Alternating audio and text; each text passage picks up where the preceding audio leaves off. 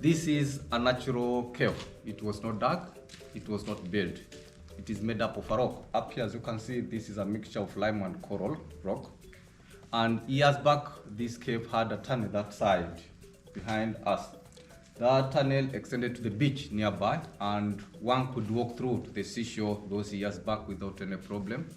But at the moment, it's not easy for one to do it because sand has been pushed into the cave for many years. That's why at the end of it, the place is silted. With that sand, one cannot penetrate. Shimoni, it is a Swahili word meaning place of the cave or inside a hole. So the village around is called Shimoni because of the existence of this cave.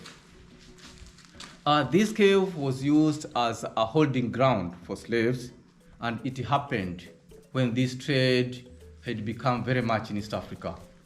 It became on its height between it reached 18th to 19th century, and this trade in East Africa was introduced by the Arabs from Oman because these were the first foreigners who came to the countries of East Africa to introduce international trade, so involved in slave trade. And when they came, they also visited an island in Tanzania known as Zanzibar, whereby they established a market. Therefore, Zanzibar became the biggest international slave market in East Africa. And as well, for those who were obtained from within the area by then, from interior lands of East Africa, were brought down to the cave here and be collected bit by bit for 3 weeks. After every 3 weeks, those who had been held in the cave were being shipped on to the market in Zanzibar for onward shipment to other parts of the world.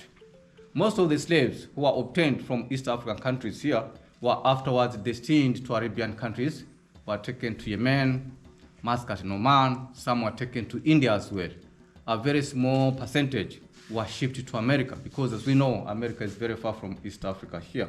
Whenever there was an exit, the traders deployed people from those places to act as guard to ensure that slaves do not escape. And because of this opening, as I said, it existed then, they had to dig on the wall here. We are quoting the torch. This place was dug that way. It was meant for a man to stand here with a gun, in fact, to ensure that slaves do not climb on the wall here and disappear through that opening on the roof. And in case if anybody was seen trying to escape, that person was given a very severe punishment because he was shot dead on the spot. And if he wasn't shot dead, then his hands were stretched sideways like this and be chained each side. And again, the person used to receive very severe whips at the back here till he dies as well.